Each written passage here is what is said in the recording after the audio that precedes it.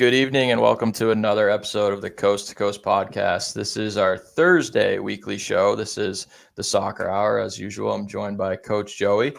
We also have a new special guest this week, Coach Tim Penrod from SUNY Canton. We'll let him kind of launch into a little bit of some details about his job up there. For those that don't know, Coach Tim was actually my coach in college, so that's how we know each other. I've also had the pleasure of coaching against him as well, which was not successful. But again, this is the Coast to Coast podcast, and this is the Soccer Hour. Here we go.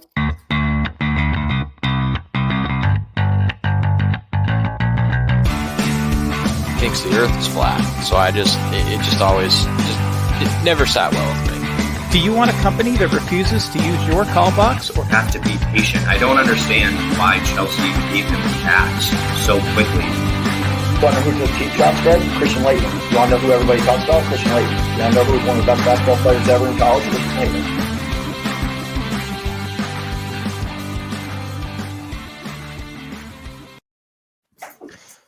All right, here we go. So to begin with, we'll start with you, Tim. It always feels weird calling you Tim. I want to say Coach. I want to say, I don't know, I feel like I should say Tim when we're in this kind of setting. So if I go back and forth, my bad. But I mean, we're both kind of in the thick of it here with COVID. All three of us are coaches, obviously. And on Monday on our regular podcast, we had two baseball coaches on our show, and we also had a Dave Gage on, Stevenson University baseball coach. And he talked a little bit about some of the challenges we're all facing right now with COVID. And I guess I'm out here in the Midwest. You're up in the very, very Northeast over in Canton.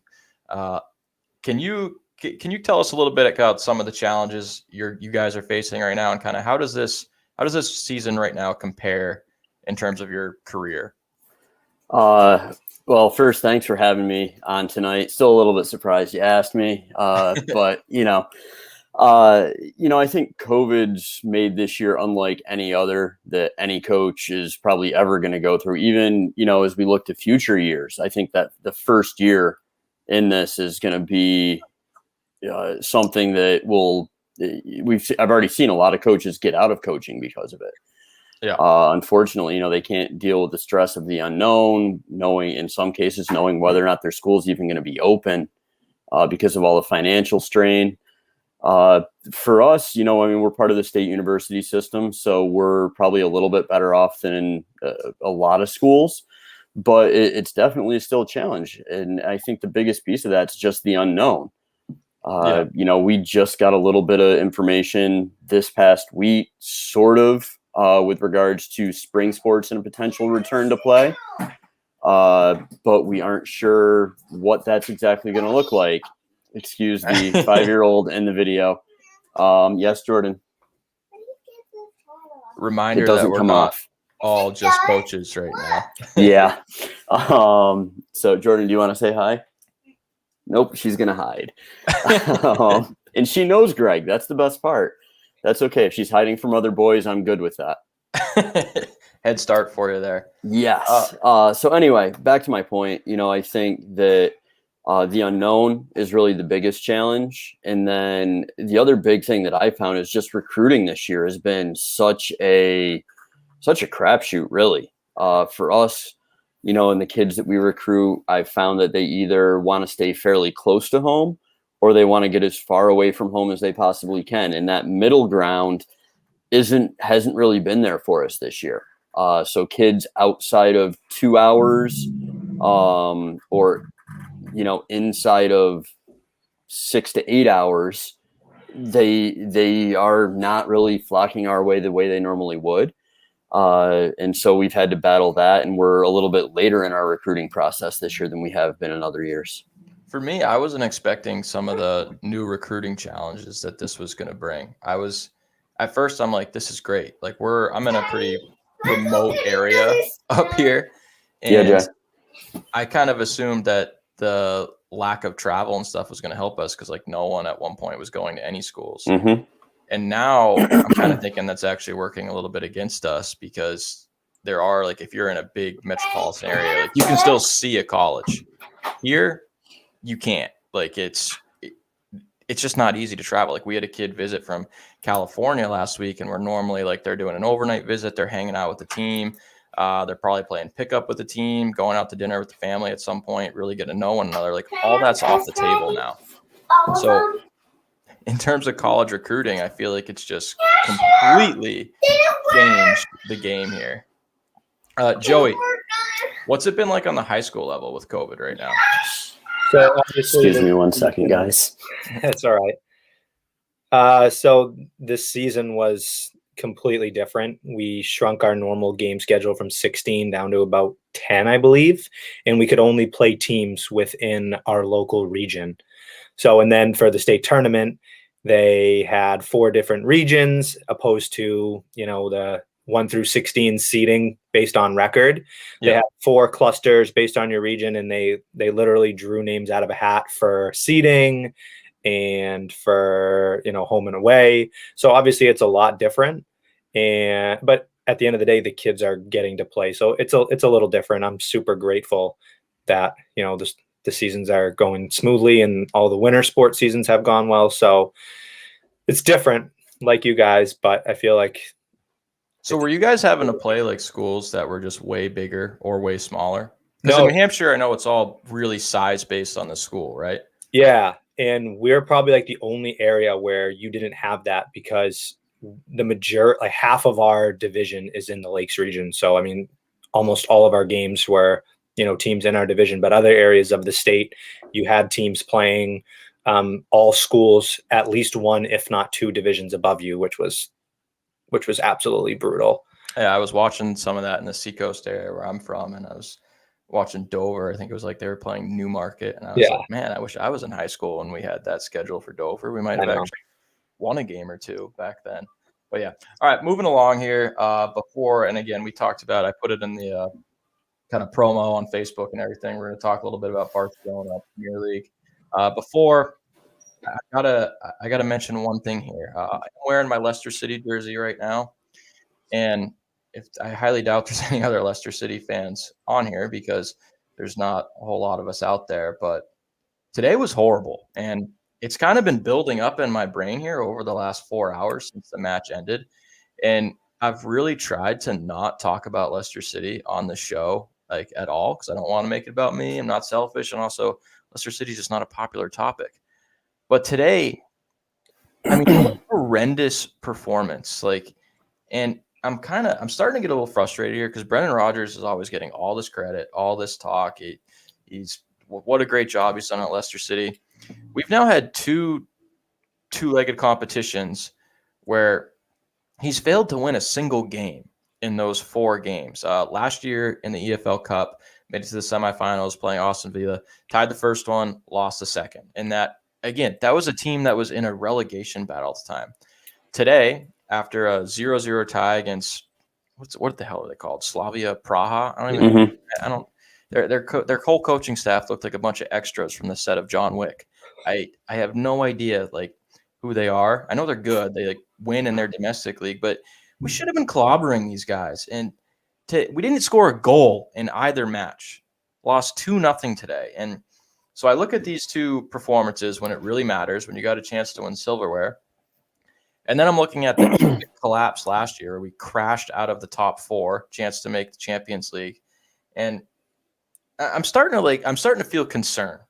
Like for me, the emotional high of competing at the top consistently, which we've done for the last 2 years at this point, like I'm done with that. Like now I want to see us actually, win.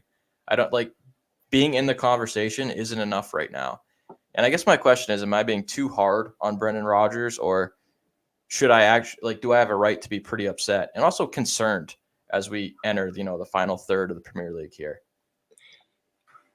Do you want to tackle this first, Tim? Well, and again, I don't have Brendan Rodgers' CV next to me, but he's a pretty renowned international coach. So is Arsene Wenger, and he's an analyst now. True. But just looking at, what you expect you get with a coach like Brendan Rodgers, I think that just playing one of the comments here. God, I think that you have some cause for concern because you expect that he's the coach that brings you in, that allows you to compete outside your domestic league. And now if you're seeing like, okay, once it doesn't happen, like any coach is going to have that happen. Like name a big club where that hasn't happened. But if Leicester's as ambitious as you are, then yeah, I think you're absolutely have every right to be having those concerns. They just built one of the best training grounds in all of the Premier League right now. And I think whereas 5 years ago, you could talk about how their wage bill was like a penny compared to Manchester City's, like those days are gone. Like, yeah, we're not spending as much as Manchester City, but we're also not that team that's on a championship league budget anymore. So with kind of all this investment, like I just feel like crashing out of the Europa League right now is, I mean, I don't know, maybe it doesn't matter. I mean, the Europa League's played on CBS over here in America. Like maybe it doesn't matter. Maybe I'm overthinking it, but when you look at how last season ended, like for me, I'm really concerned because I'm starting to see a pattern develop here. Greg, let me ask you this. Okay. Here's a scenario. You guys win the Europa League, but you don't make the Champions League next year. Would you be okay with that? Oh, that's a good. The reason. Well, let me preface why I asked you that. I'm not as upset, especially today without Barnes and Maddison. Yeah, they've taken dramatic steps in the last few years, and they're deeper, but they're not deep enough to be able to compete and push for a Champions League spot and then go midweek and put out a solid 11 in the Europa League. Something's got to give. And that doesn't excuse how bad they were over the two legs, because they were bad. But I think you can cut him a little bit of slack as long as the domestic form continues to be what it has been. If they start dipping in the Premier League, then I think it's absolutely cause for concern. But I just don't think they're not deep enough to be able to compete in both leagues, running that same 11 every week in and out. Maybe you agree, maybe you don't, but that's the way I see it. I think we have more depth at this point, or at least I think we're supposed to, with some of the guys we've signed. Like maybe we think we do and we don't. I don't understand why Harvey Barnes wasn't starting. That made no sense to me. Obviously, James Maddison is injured. But to answer your question, like I would have lost today's game 10-0 if it meant that we were going to be in the Champions League next year. So that's why I'm still kind of torn. Like I go through these 15-minute periods where I want to plow my head through a wall because I'm so frustrated with how this game ended. And then I think I'm like, all right, as long as we beat Arsenal on Sunday, like we're good. But then every time I start to get in that positive mindset, I cannot shake how last season ended. It was just such a bad collapse. But anyways, we'll move on here. So on Monday's show, again, we had a couple coaches guests on. We had a story prompt where we kind of went around and we asked people to share some stories. And it's kind of a weekly thing we do on the Monday show. But considering I'm talking with two coaches here now, I'm going to actually let you guys share some stories here as well. And the prompt was share your worst experience with coaches, or your worst parent coach experience, if that makes sense. And having played for Tim, I do know some of the stories he potentially has. I'm pretty sure none of them involve me, which is good. But Joey, do you have a decent one?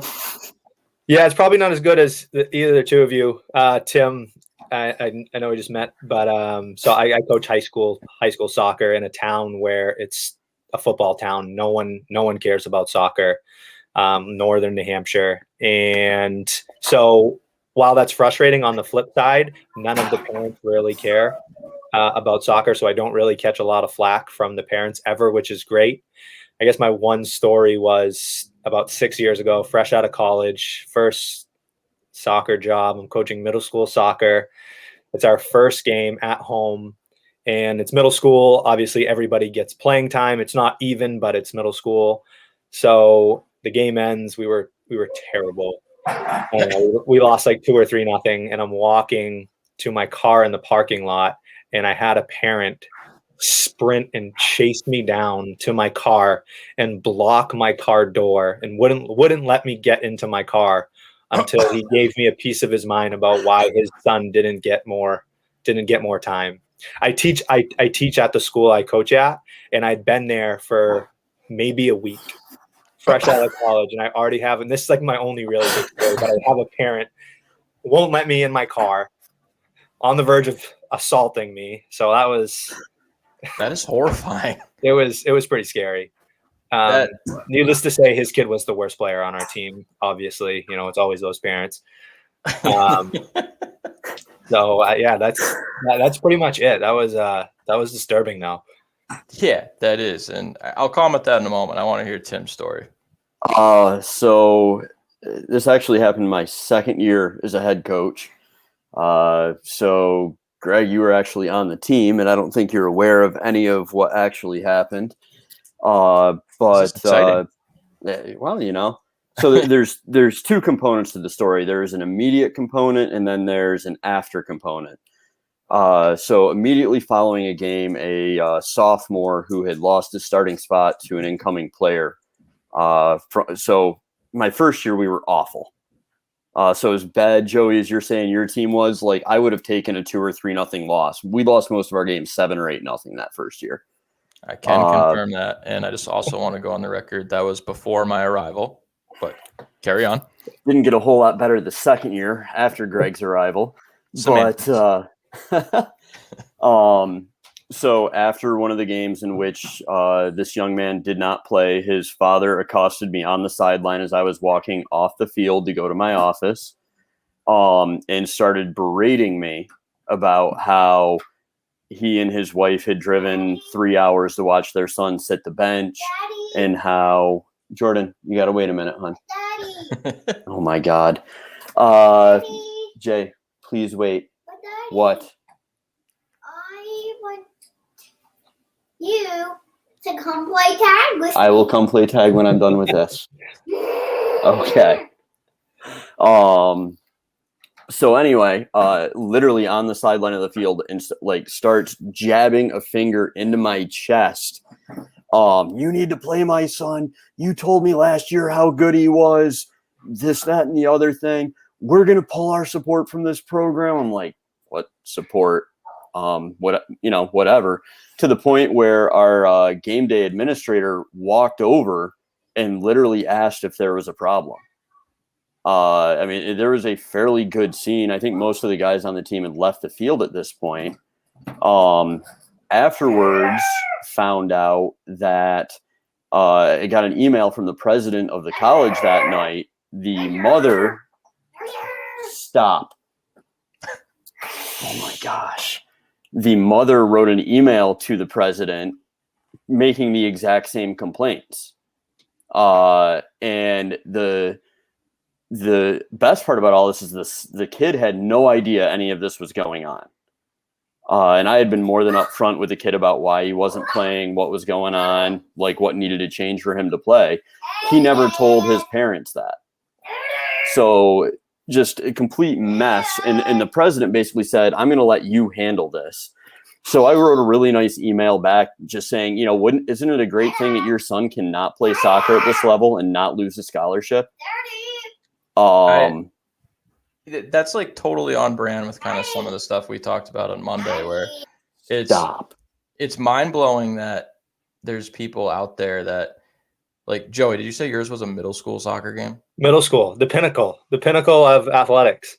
There's a parent that is willing to literally threaten a middle school coach over playing time. And then there's people that will write their school's president and talk and question playing time. Like, I don't know where that sense of entitlement has come from. And it's just, I'd say it's toxic. And that's one of the reasons I actually wanted you guys to share these stories, because I know there's so many of them out there. And I don't know, it's brutal. And I can tell you one thing, I don't think it's getting any better anytime soon. But I will say, I think I can provide a little bit of insight now as a parent.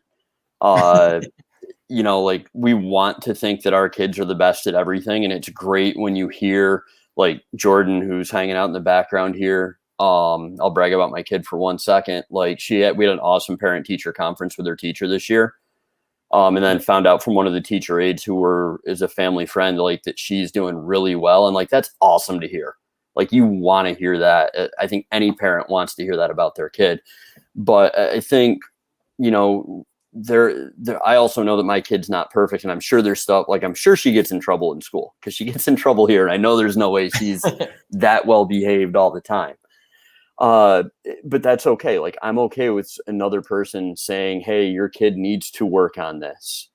And I think ultimately it's a decision you have to make, and you have to trust the people that you're getting that, you put your kid you sending your kid to play for me or Greg. As a parent, you're trusting that person to give appropriate feedback to your son, your daughter. And if you're not willing to do that, why are you sending them there? Yeah. No, I agree. I agree. To play tag. All right, let's move it on here. I know, Tim, you brought this up. Joey, you started talking about this last week a little bit, and Barcelona.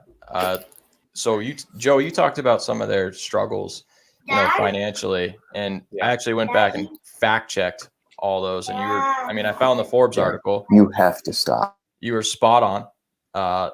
The amount of debt in there, the Messi's contract, absurd. Like, It's bad. yeah, I don't know. Like, what is I guess let's start with this. My first year actually at Southern Vermont, 2008, I remember watching Samuel Eto'o win the Champions League with Barcelona. So much fun. Loved it. Loved when they knocked out Chelsea. Loved watching all the Chelsea fans on campus cry about it. Just fun. I remember Iniesta's goal. It was in stoppage time. Chelsea was literally seconds away from winning. But like, Barcelona used to be the greatest, right? Like, unquestioned. They were the team to be. That's where people wanted to play for. And now, it's just not like that, as we know. I guess my first question is, like, when did this decline start? Let me read the comment, and then I'll have you guys. I wrote down, and I'll have you guys comment on this. All right, tell me if I'm missing anything. Okay, so here's what I have when it started.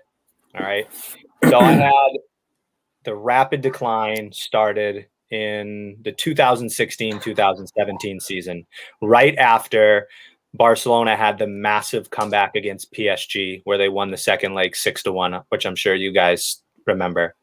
Can't forget that. After that, all right, they bowed out in the Champions League, 3-0 against Juve. Didn't score over 2 legs. Okay, that was in April 2017. Following that, they lose La Liga, and then they lose Neymar to PSG.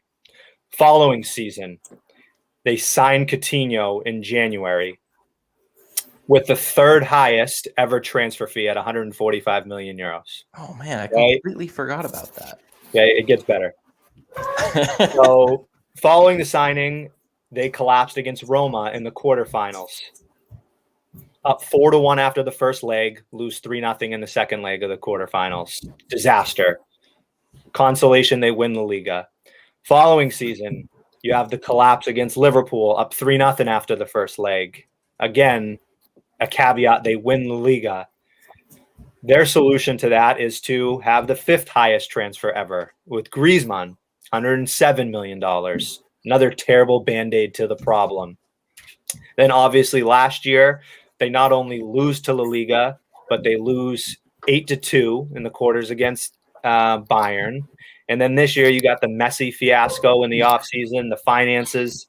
They're currently 3rd in La Liga, and they're about to get knocked out in the round of 16 for the first time since the 2006 season.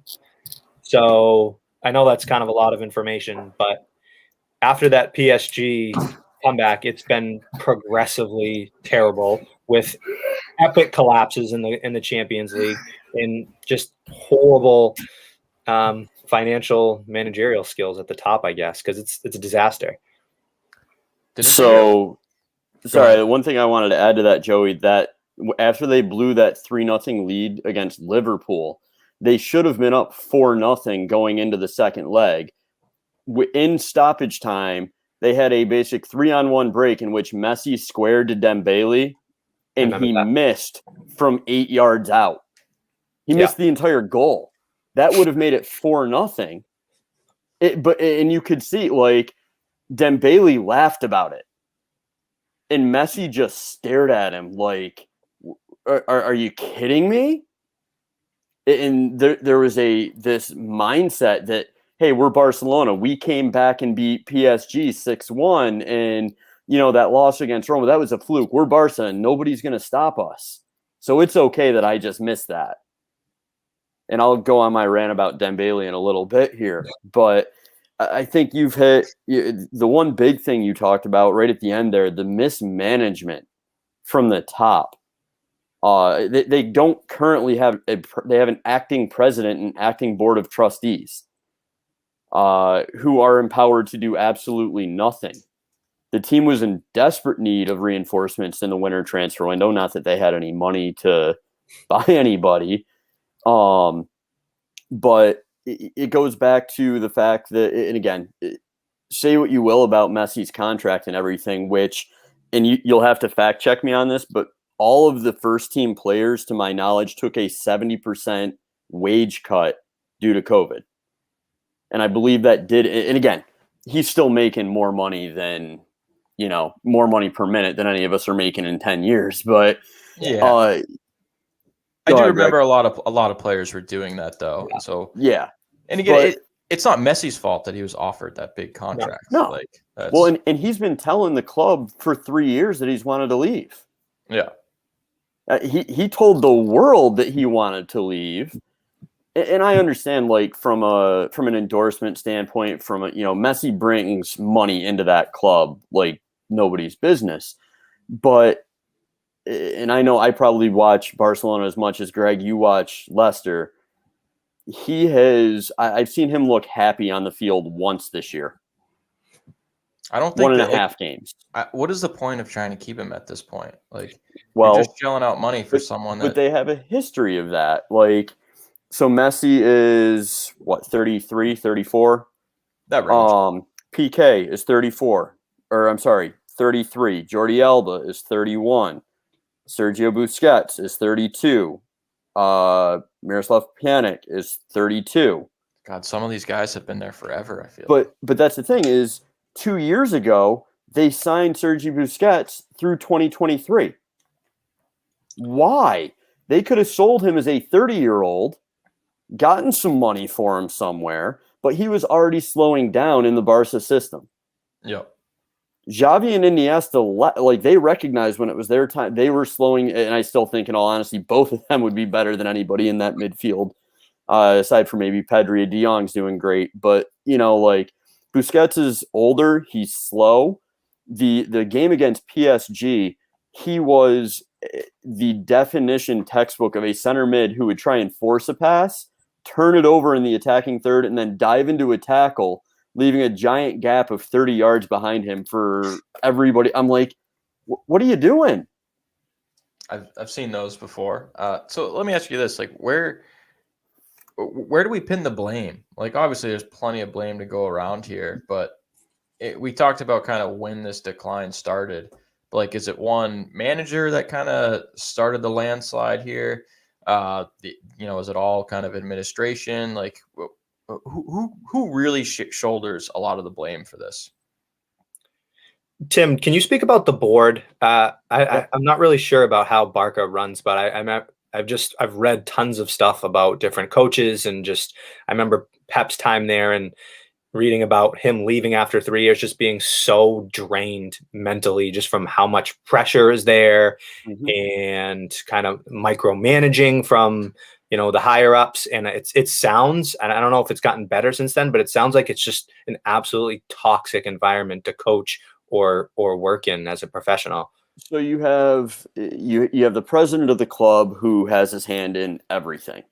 But within the board, they have their sporting director, who used to be Eric Abidal, who's a club legend, won the Champions League with him, beat cancer, donated his $60,000 he gave his $60,000 Champions League Rolex to a kid in the cancer ward where he was receiving treatment. That's awesome. Awesome guy. Comes in, gets basically put in charge of personnel decisions as sporting director. His job is to help with the transfers. And then he goes out and he makes public comments blasting Messi and several of the other senior players in the club, guys that he's been in the locker room with. whether he's right or wrong in that, it cost him his job.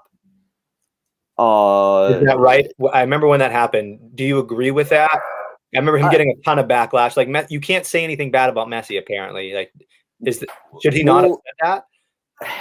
I think there was probably a better way for him to go about it. And I think some of the things he said were absolutely true. But I think that, again, you have to recognize where you are. You know, you don't bite the hand that feeds you. And if Messi ultimately is Barcelona, you don't go out and trash talk him to the press. It's just not a good life decision. 1 second, please, honey. Oh my gosh. Don't Yes, you dear. think at this point they'd be better without Barcelona? I mean, sorry, without Messi. Like, yeah. The issue is you can't get anything for him now. I mean, what? I mean, I'm sure maybe a change of scenery might be better. But Tim, to your point, talking about the PSG game, Messi looked miserable. I mean, he wasn't even moving. Well, but again, go back to the Barca teams. They won 9 trophies the one year with Pep. Yeah. Like, if you watch those players, and it's something that I always loved about Barcelona is whenever a player would score a goal, the entire team came together and celebrated. And they're smiling and they're hugging and they're kissing each other. They loved what they were doing. And I saw it a little bit. I watched their midweek game against Elche. In the first half, they were abysmal, disinterested, no tempo. Second half, they were great. And again, there was some enjoyment back. Their 5-1 win over Alaves a couple weeks ago, same thing. Like, they were enjoying it. But again, we're seeing way too much of the PSG. Like, and I agree. I think Messi needs a change of scenery. Whether that's going to another big club, which I don't know that he's going to enjoy himself there either, because the pressure is going to follow him. Yeah. I'd like to see him go, you know, whether he goes back to Argentina and goes back to his boyhood club. How about the MLS? Like, just come to America. Don't get me wrong. I'd be going to any game that I possibly could. Come to Minnesota. I'll have fun watching some of those games. Yeah, I'm thinking that's got an LA destination written all over it. Yeah, maybe Miami. Or Miami. Yeah, somewhere warm. Warm. Last question on Barcelona here. What's the path forward for them? How do they kind of get back to being what they used to be? Is there a path forward? New president, new board, new coach. Not for nothing, and we haven't really touched on it in this conversation, but Ronald Koeman is not the future for them. Sorry? What a terrible hire. What was terrible? That? I was shocked. He's a Barca legend. He knows the club. And given... It's like Duke Soccer hiring me. It comes out of left field. But again, I think the big piece of it is look at the decisions he's making as a coach. He doesn't make subs until the 85th minute most of the time. Every now and then he changes it. But the other part is one of the things that really bothered me, and this has got a U.S. men's national team element to it, but after the PSG game, he kind of blasted Sergiño Dest, who, let's be honest, did not have a great game. He did pretty well for about 45, 50 minutes. And then, you know what? Kylian Mbappe just destroyed him. It's a box, honey. Yep. Can I open it? Go ahead. Now, here's the thing. Before that game, Dest had played 20 competitive minutes in a month. And so as a coach, and I think you guys will both sympathize with me here, like, you don't put your players on the field to fail. You set them up for success. Yeah. So here you go. You're 19 years old. You haven't played in a month. Go shut down one of the best players in the world. But Koeman comes out and says, no, it's his fault. He switched off. You put him out there. What'd you expect was going to happen? If you're going to make that decision, you got to live with the consequences and also take responsibility for those consequences. So absolutely. Yeah, it sounds like a change at the top. I mean, it sounds like wholesale changes at the top, quite frankly. Moving forward here, I guess kind of related on this topic, where do you guys think, and I've always I kind of enjoy asking people this kind of question. Where does La Liga stand compared to the Premier League? You want to tackle it first, Tim? Go ahead, because All right. go ahead. Tim, I'm sorry if this upsets you. No, you're fine. I'm probably going to agree with you right now. So to be fair, I don't watch League Earn at all. Yeah. I watch very little La Liga, obviously at every Premier League game pretty much, and I watch a decent amount of Bundesliga and Serie A. So with that being said, I have La Liga at currently this year 4th out of the top 5, the big leagues. And the reason I have that so low is it's usually so top heavy, and this year the top is just absolutely terrible. And I'm basing a lot of that off of the performances in Europe. Barcelona, like we said, was terrible. Real Madrid, it took them about 70 plus minutes to score a goal up a man against Atalanta yesterday. Granted, they had a lot of injuries, but they didn't look good. Atletico against Chelsea was, I don't even want to go there. Like, I don't even want to go there. How bad they were. Not even an attempt on target.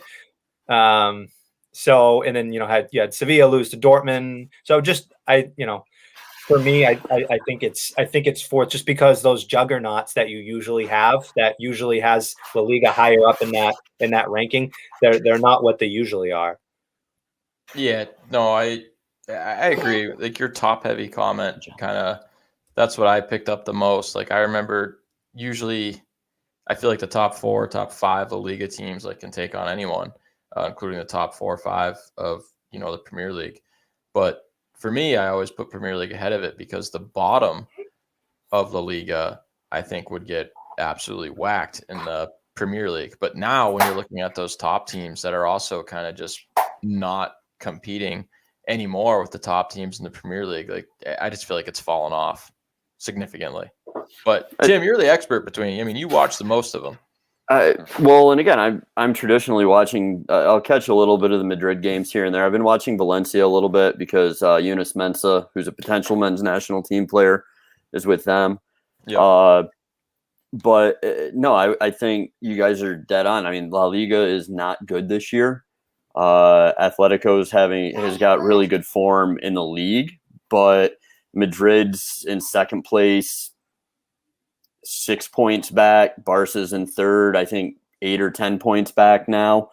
And it's not entertaining soccer. I think the German league is arguably, next to the EPL, has probably got the most entertaining soccer going on right now. Absolutely. With the exception of Werder Bremen, probably, who I try watching them to watch Josh Sargent play, and it's bad. So it reminds me of watching Josie when he was in the EPL. Like, here, we're just going to kick the ball towards you, and now we're going to complain that you don't score. But that's good luck. Yeah. But anyway, I think that the EPL right now is hands down the best league in the world. I think that even the relegation threatened teams have a shot week in, week out. That being said, Barcelona just dropped points to the team in 18th place in La Liga. So sounds like Liverpool. I was going to say they're literally just like Liverpool. And I'm sure if my assistant coach is watching right now, he's stabbing a voodoo doll of me for that. But we're about to. We'll give you a chance. We'll give him a chance for that as we're gonna shift over here to the Premier League. And I think Joey, I think we both said the game to watch this past week was Liverpool and Everton. Does that sound right? I mean, yeah, that was our number 1 game of the weekend. The derby game. I was shocked, honestly. I thought Liverpool was gonna use that as an opportunity to kind of galvanize the troops, turn things around a bit, and I think it was a 2-0 loss, if I remember correctly. Yep. Everton fully deserved the win. When is the last Liverpool win in the Premier League? I mean, this team now legitimately has to worry about qualifying for Champions League for next year. And quite frankly, I don't think they're going to do it. Oh, they're in a battle. There's no way to spin that any other way. The Everton game was great. I mean, you had Richarlison score right off the bat.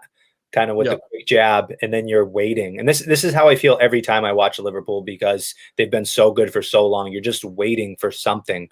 Okay, then the whole game goes by, and obviously they don't score a goal, but you never really feel like they're going to score. I mean, they're not creating high quality chances. They're just there, and it's alarming. Don't see them qualifying. They're not going to qualify for Europe, because I think, as much as a year ago they had that ability to grind out and get results when they needed to, I just don't see that in them this year. They're, if it's a must-win game, I don't think that they're going to get the job done. And I don't know. I know last week I think you guys talked about that championship hangover. Yeah. And I don't know if there's an element of that. I find it really hard to believe that Jurgen Klopp can't motivate the players. Like, I watch him and I want to go put my boots back on and start playing again. But I'm not sure that it's there, unfortunately. I don't know if they're going to be able to pick themselves out of this slide. Obviously they're going to pick up 3 points at some point, but they're just too many points are going by right now. And it's also what we're watching, the product on the field. It's one thing, I remember Jurgen Klopp. So after Leicester beat him 3-1, I think it was 2 weeks ago, he was saying, we really deserve to win. I'm like, you didn't deserve to win. You lost 3-1. Don't say you deserve to win this. You let up 2 goals in 90 seconds. You didn't deserve to win. So I don't. It's just, I'm used to watching Liverpool lose games, and I agree with Jurgen Klopp. You do deserve to win, but I'm not seeing that anymore. These are legitimate losses where they're getting outplayed, which is alarming. So who's your top 4? We did this a few weeks ago on the record. Who's top 4? If Liverpool's not getting in, I want to hear who are the 4 teams that are getting in ahead of them. Jeez. City, obviously. Yeah. United. Okay. Greg, I'm not saying this to kiss up to you, but I do think Leicester gets in. I really do believe that they're gonna pull it out despite today's less than ideal display. Hey, if we make Champions League, that's all I care about. Who's the 4th? I'm pulling up the standings right now just to look. West Ham's 2 points ahead of Chelsea right now, holding on. Yeah, you got West Ham with 45, Chelsea with 43, Liverpool with 40, Everton with 40, Villa with 36, and then a bunch of other teams. Yeah. I'm going to go with Chelsea because I want to see Christian Pulisic playing Champions League football next year, provided he's still with Chelsea. Provided he gets actual playing time. He had a really rough 5 minutes against Atletico. He got drilled in the knee, took a ball off the face. He's like, man, I could have just stayed on the bench for this. Yeah. No, I actually have the same. If Frank Lampard was still in charge, I don't think Chelsea was going to do it. But I think with the new manager, usually you get a little bit of a bump there. And I think that's going to be enough. With that being said, I would love for it to be West Ham. I hope West Ham's that 4th team. I got the same top 3. I'm not going to say Leicester City is not going to make it. I'm not that kind of fan. Am I concerned? Obviously, I spent 20 minutes ranting about it earlier. But if I had to really bet on it, I would put Chelsea as the 4th right now. I still got Liverpool. I'm not jumping ship yet. I know it's tough. I think Jota coming back is going to be just what the doctor ordered. So I'm not jumping off the ship yet, but I'd love to see West Ham. Same. And I'd rather see Chelsea than Liverpool. But I'm not jumping ship just yet. Sticking with Liverpool. All right, final thing here. Looking ahead to the weekend games here. What are you guys' games to watch, games to look for? I know we usually do this every week, Joey. I know I got my game picked. Okay. How many you got? I only got 1. Okay. Tim, you got any on the docket? There's a bunch this weekend. I think the Chelsea United game is going to be a good game, or it's going to be a complete snooze fest. There won't be any middle ground on that. The one Wolves Newcastle. I'm watching a little bit of Wolves with having an American on the roster. But the game that I think will probably be one of the best games this weekend, I'm going with Leeds and Aston Villa. That'll be fun. Yeah. Like, There's going to be goals. Gotta be goals. Yeah. especially when you go back again a year ago, Villa was like definitely going down. No way they're going to survive, and now all of a sudden they're looking at a Europa League spot. Yep. No, they definitely got a puncher's chance at that right now. I Go got ahead, Billy. Chelsea. I had Chelsea, Man U as the first one. I think you're spot on. It's either going to be a classic or it's going to be a snooze fest, which has been pretty much all of the games between the top 6 sides this year, or the top 3 or 4. I got Leeds Villa as the second game if Grealish plays, Greg's boy. The Grealish poster's on its way to you for the office, Greg. It's more than a fish out of water. Game 3, I got Leicester Arsenal.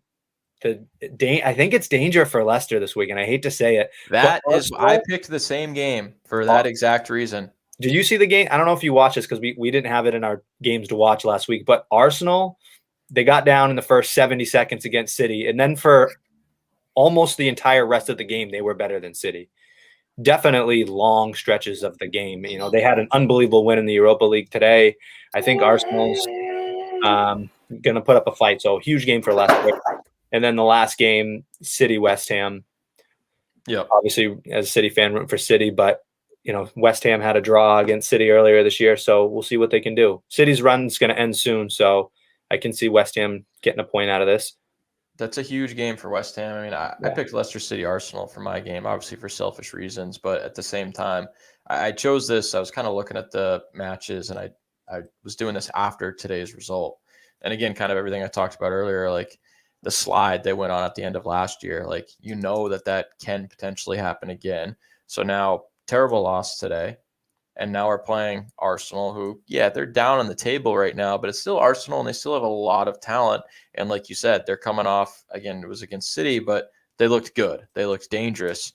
So they're potentially moving one direction where Leicester City might be, hurting a little bit after what happened on Thursday. So for me, I'm concerned, but it's a big game. And again, if we're going to stay in the top 4, these are the kind of games that we definitely we need to win. We need to win, or at least get a draw. I don't know, but considering where Arsenal is in the table right now, I feel like we got to get 3 points from it. 1 to 10. How nervous are you going into this game based off of the Europa League performance today? What's your nervous scale at? 1 to 10. 7. Okay. And it's also particularly high because Jamie Vardy, to me personally, hasn't looked the same for about 4 weeks now. And he was even limping a little bit at the end of the game today. He just hasn't looked quite as dangerous, hasn't looked quite as sharp, and he is older. Still has the speed. It's just, I don't know. I'm a little bit nervous, and some of these nerves have been building for a while now, to be honest. But all right, final segment of our show. It is the trivia segment. Tim, you actually got a couple right answering in the comment section. On was it this Monday or last Monday? Both. Thursday. Both. Okay. Last Thursday. Yeah. I knew a bunch of the soccer ones, and then I got lucky, even though I'm pretty sure I spelled George Murison's name wrong on Monday night. That's okay. Luckily, I knew who you were referencing here. I appreciate that. So again, if you're listening, you can comment some of the answers. If you get it right, we'll pull it onto the screen. I think these questions are actually very gettable. Well, I think 3 of them are. I'll be really impressed if you get one of them. Okay, first one here. What Canadian basketball star co-owned the Vancouver Whitecaps in 2015? Steve Nash. Tim? It's the only one I can think of, to be perfectly honest. Correct. It is Steve Nash. That was the gimme one. Actually, no, there's kind of 2 gimmies here. All right, from 1996 to 1999, what did the MLS have that other leagues didn't? What made it unique? Penalty kick shootout to win games. Yes, that is correct. All right, 2 for 2. I wouldn't have got that. You don't remember those? That was the old It was dribbling. Yeah, they started at midfield and dribbled in. Yeah, it was wicked cool. They had an 8-second shot clock or something. It was quick. I think it might have been 6 seconds, but it was pretty cool. YouTube it, Joey, after the show. I don't remember them dribbling that far, but yeah, It was I'll like have to look that up. 35. I don't know. That's mayhem. It was so much It was fun awesome. to watch. They actually polled. I don't remember how the poll was. The MLS polled people, and it was like 45% actually wanted them to bring it back. Like it's cool. Okay, who holds the record for fastest Premier League hat trick? Yeah, the questions get tougher as we go. Sadio Mane. Tim? Jamie Vardy. Joey got it. It is Sadio. Southampton, Yeah. Mane, right? Yeah. Southampton, 2 minutes, 56 seconds, and that happened in 2015. Was that at the start of the game or just over a period of time? I actually don't know. I didn't look into it that much because I was too focused on trying to find a fourth question that I was confident was fair, but also would make sure that no one went 4 for 4 here.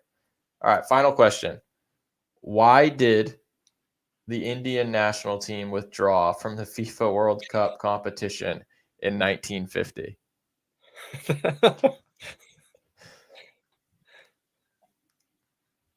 Why? It's not an elaborate answer, I can tell you that. Didn't have enough players. I took this quiz and it was multiple choice, and that was one of the answers it gave. And for the record, I actually got this one right. Okay. But that is not the answer. I'm going to repeat the question once more. Why did the Indian national team withdraw from the FIFA World Cup competition in 1950? I'm going to give you a hint. Who hosted in 1950? Was it England? Didn't have anything to do with hosting. Okay. It was not a political reason. It was something FIFA would not let them do.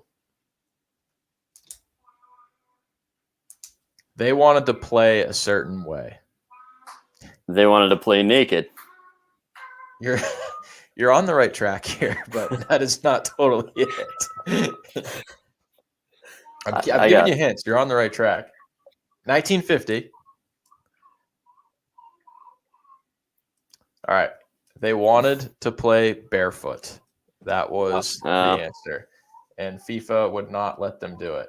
To be fair, I did not totally fact check that one, but everything else, that actually, not a bad guess. But no, it was they wanted to play barefoot. Oh, someone actually did get it. Was that after the buzzer? I'm not sure. I didn't look at the timestamp there. I wasn't looking. It's very close, but yes, that is the answer. Yeah. Again, Indian national team, 1950 World Cup, wanted to play barefoot. FIFA said no, and that is why they withdrew. If that counts, that's unbelievable. Yeah, I gave a couple hints there. I definitely made it a little bit possible. No, good guess, Michael. All right, that's our show this week. Again, Tim, thanks for joining us. Joey, thanks for joining us as always.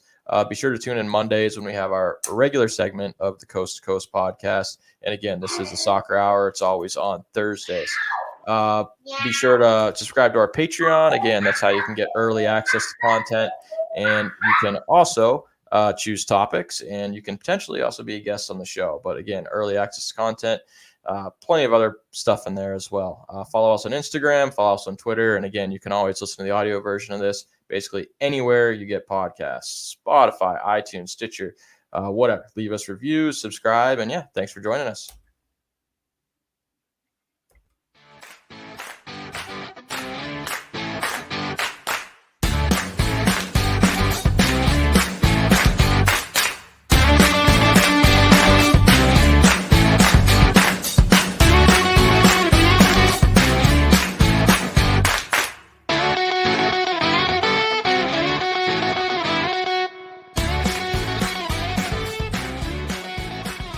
The Coast to Coast podcast is hosted by Greg Gilmore. That's me, Phil Marino. The show is produced and roughly edited by yours truly.